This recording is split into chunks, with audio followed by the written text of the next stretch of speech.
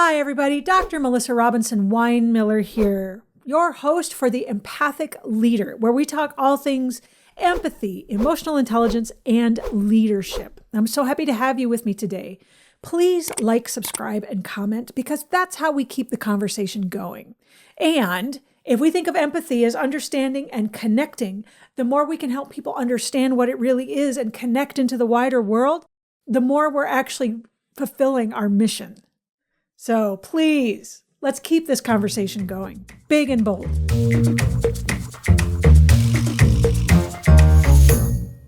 So one of the questions that I've been getting lately when I've been out speaking is, what blocks empathy?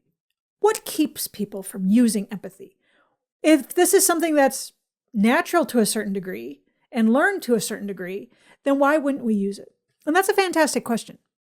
Now, this is setting aside our dark triad, right? Which my audience already knows, that's talking about people that have greatly reduced or no empathy, right?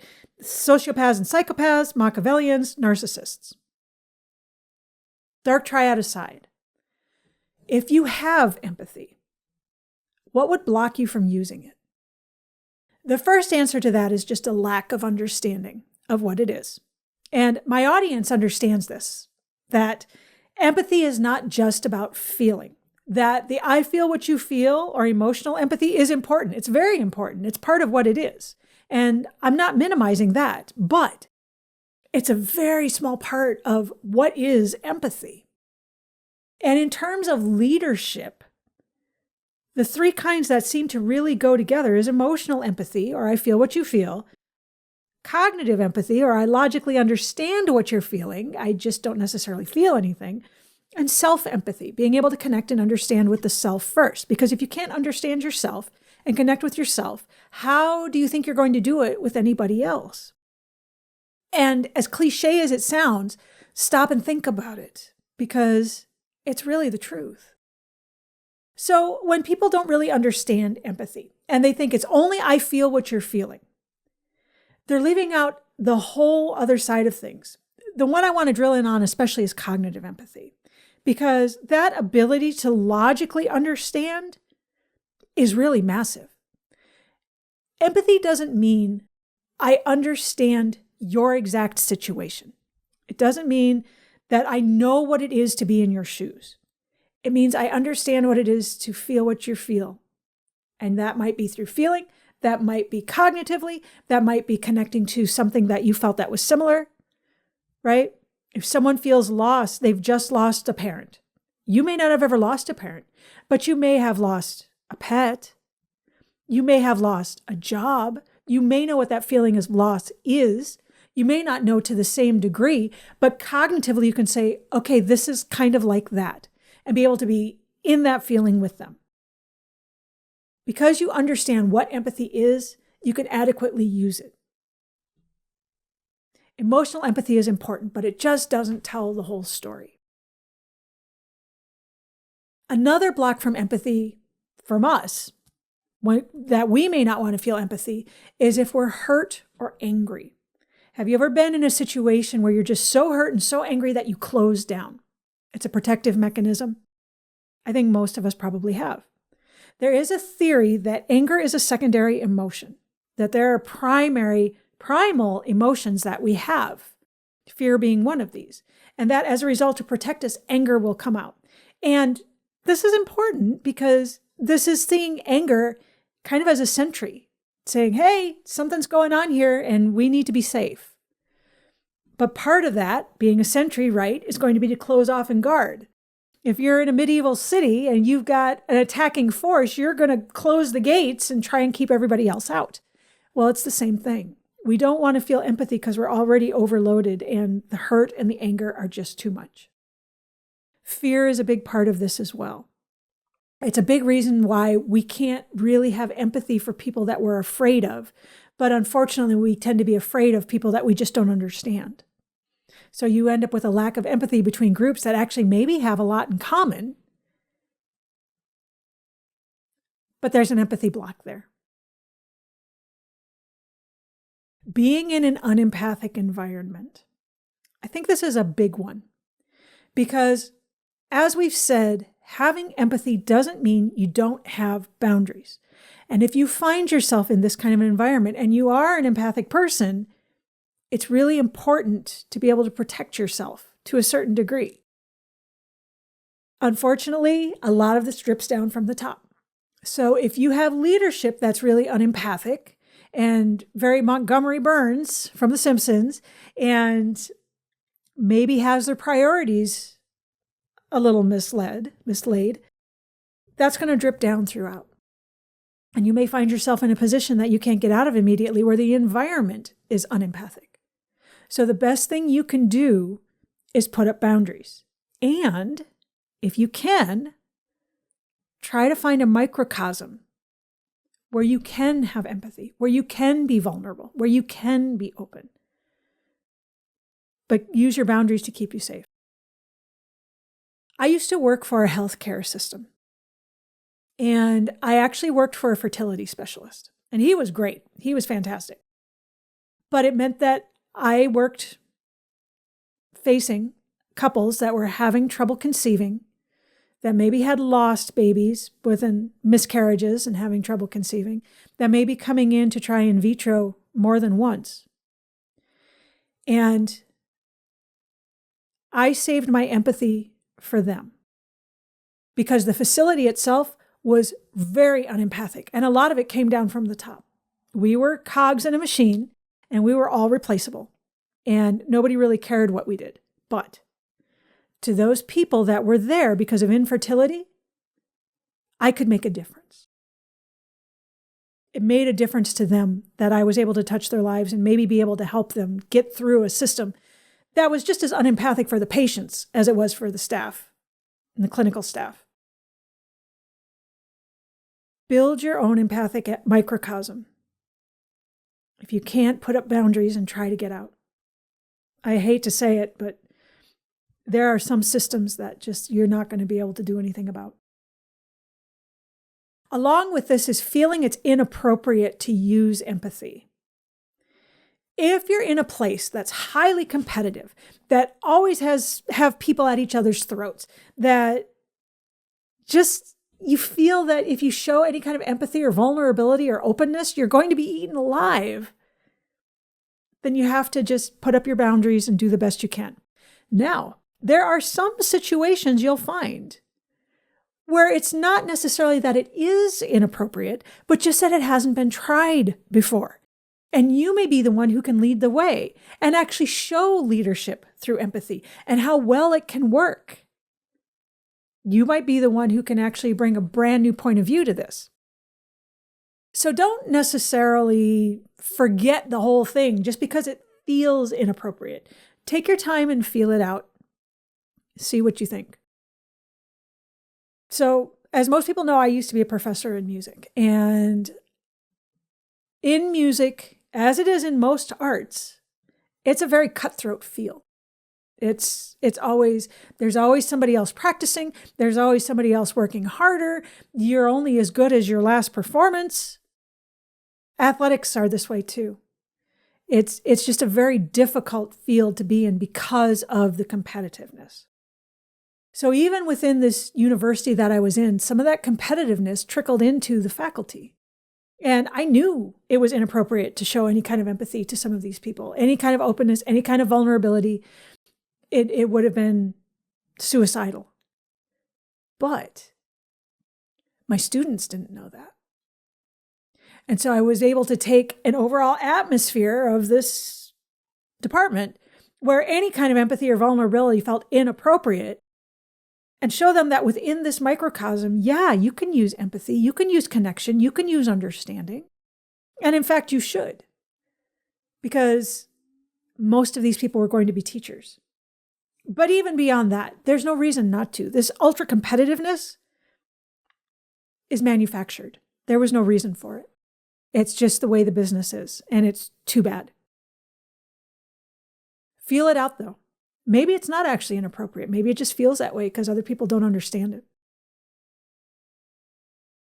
Empathy tends to be less sensitive to large numbers of victims. And this is another one of those weird idiosyncrasies of the human brain. I did an episode about stereotyping not that long ago, and talking about how the human brain will develop heuristics or rules of thumb. The whole point is that our brain is big, relatively speaking, and so it uses a lot of calories. So our bodies have figured out how to make our brains so that they use less calories. And one way they do this is to take shortcuts in our thinking. So thinking in terms of stereotypes, right? If you're dealing with the human brain and you're making decisions about people, the first time you do it, it'll be, well, this happened, which made me think this, which made me think this, which brought me to this. And my overall decision is that this person maybe isn't good for me. Next time, your brain will want to cut out a lot of those decisions in between to save calories, to save energy, and jump to the end. And unfortunately, that's how stereotypes are born. If this woman did this, then all women are like this. Then all Asians are like this. Then all African Americans are like this. Then all boomers are like this. You end up with this heuristic in place of actual logical, rational thought. It's the same kind of thing when we're thinking about large numbers of victims. Joseph Stalin said that a single death is considered a tragedy, but 1 million deaths are considered a statistic. And that makes me cringe to even say it, but it is the way our brains handle it, because a single person, we can see that person as an individual, as a person, as someone we know. 1 million people is just more than we can get a hold of. Maybe there's some defense there. I would think that the pain and the tragedy of 1 million deaths might be too much for a single person to handle. The point is that we are going to be more sensitive to the death of a single person than we are of a whole city, of a whole country, especially if we're removed from them. If there's a natural disaster, hurricane, tornado, earthquake, fire, and the news shows this person, an individual that lost their house, that lost their life, that lost their livelihood, that's going to have more of an impact on our empathy than if it just puts up statistics that 27 people in the town of Pumpkin Center died due to this tornado. So the solution is to tap into your cognitive empathy, just like with stereotyping. We understand where the biases come in. We understand what a heuristic is. So we can use our cognitive empathy to say, no, I'm not going to let my brain take those shortcuts. I'm going to relate to people on an individual level. This is the same thing. No, I'm not going to let my brain not allow me to use empathy just because it's a larger number of people. I'm going to relate to these people as an individual. 2 places where I see this, where this could be particularly helpful. And one is with leaders. I mean, you're over a lot of people. Could be 2 people, could be thousands, could be more if we're talking huge multi-global national companies. You have to remember to keep these people in mind as individuals. The decisions affect the individual. It's very easy to start seeing people as numbers and entries in a ledger. If it's what you deal with all day long, it's a habit. It's what happens. There's no judgment there at all. But we are humans, and we have the ability to plug in our cognitive empathy and go, yeah, I'm not going to think of it like that because I need to know what's going on with my people. This is why it's so important to get out and make your rounds and talk to people, because you're seeing individuals. You may not be able to see everybody in your company. In fact, probably not. But the point is that you're there and you're being seen and they're feeling heard and you have faces. It's not just this mass of people that you don't know who they are. They're individuals with lives and needs and wants. And that's important to keep that in the forefront of our brain so that when the cognitive empathy kicks in, you can see these people and go, yeah, I can see exactly what needs to happen here. The other place I see this happening a lot is in the government. When you're overseeing a big constituency or even a small constituency, it becomes easy to kind of forget the single person. You know, would I be okay with this if it was my mom? Would I be okay with this if it was my grandparents or my partner or my siblings or my children? people get caught up in making decisions. And on a large scale, they may even think that these decisions are going to be useful to people. But if you don't actually connect with the individual, understanding that, yeah, this big group of people is made up of smaller individuals, and that certain things are necessary, it becomes easy to think of people as a group. I had something like this happen as well. I was living up in Michigan, and my husband and I were trying to sell a house. And the city government there put down an edict that all of a sudden, all septic tanks had to be completely removed, changed, whatever, before you could sell a house. Well, the problem is that we were selling the house because we needed to move because we didn't have the money to have the house. We didn't have $10,000 to be able to fix this septic tank. We didn't have that kind of cushion to be able to change it.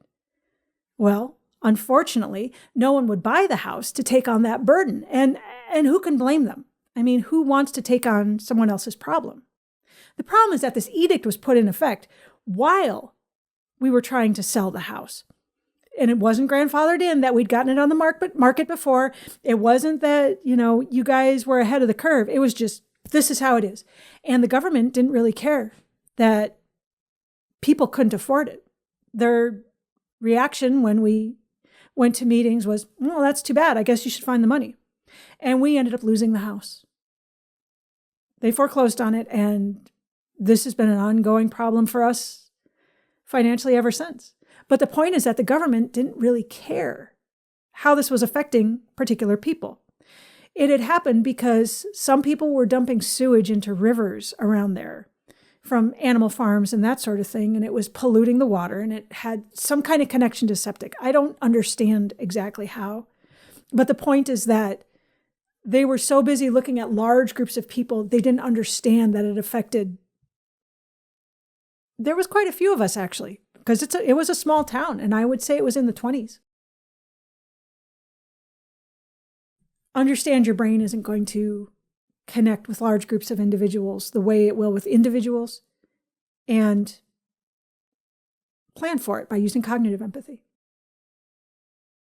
Empathy fatigue is a big one.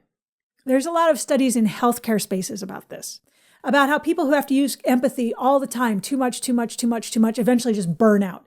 And when we're talking healthcare workers, we can talk about burnout completely, as in leave the field. And you can in other fields as well. I've heard of teachers that have the same kind of problem. This, again, is where having boundaries is important. You have to be able to put your boundaries to protect yourself first. It's like that old adage of you have to put your oxygen mask on if a plane is crashing before you help your child. Because if you don't help yourself first, you can't help anybody else. It's the same thing. Having empathy doesn't mean we don't have boundaries. And if you feel you're heading towards empathy fatigue, you've got to protect yourself. I had that happen as well in the same fertility clinic I was talking about earlier.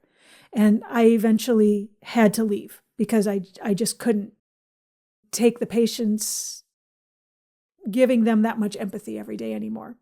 Now that I'm a little bit older, I think I would try to put my boundaries in place better. At that time, I didn't understand. And that's why I'm here, so that hopefully I can help you understand so that you don't make the mistakes I made, right? The last one, and the biggest one, and the one I talk about the most because it's the easiest to fix, is judgment. Empathy and judgment cannot exist in the same space. If you're judging something and you're placing ideas about what's good or what's right or what's appropriate, you cut off connection and understanding. You're not looking to understand that other person because you're only looking at it through your lens. Remember, empathy means you're seeing it through the eyes of the other person and not through your own. Being able to see that this judgment is happening and step away from it, even if it means by using cognitive empathy, is probably the single most important thing that you could do. We all do it. That judgment, that wanting to come to a snap decision, it's part of the human nature. But if you can figure out how to move around it, I'm judging this person. I don't need to judge this person. I just need to be in feeling with this person. It will make their life better, but it will allow you to use your empathy the way it's meant to be used. And same with all other habits. The more you do it, the easier it becomes until you don't think about it anymore. We spend a lot of time judging. So if there's one place that you could start with this, it would be in judgment of yourself. It's very hard to use self-empathy when you're constantly judging what you do, or judging yourself as not living up, or rethinking your decisions. Take a moment, figure out where you've judged yourself lately, and give yourself some empathy that we are humans, we are all doing the best we can, and cut yourself some slack. Dr. Melissa Robinson-Winemiller here. Thank you so much for joining me. This is the Empathic Leader. Please like, subscribe, and comment, and I will see you on the next episode. Hey, Dr. Melissa Robinson-Winemiller here, and I wanted to let you know that my new book, The Empathic Leader, How EQ via Empathy Transforms Leadership for Better Profit, Productivity, and Innovation, is on pre-sale on Amazon now. Hard copy will come out June 15th, and I'm so excited that this is finally coming to fruition. Please go to Amazon, buy your pre-sale Kindle copy. We'll see you there.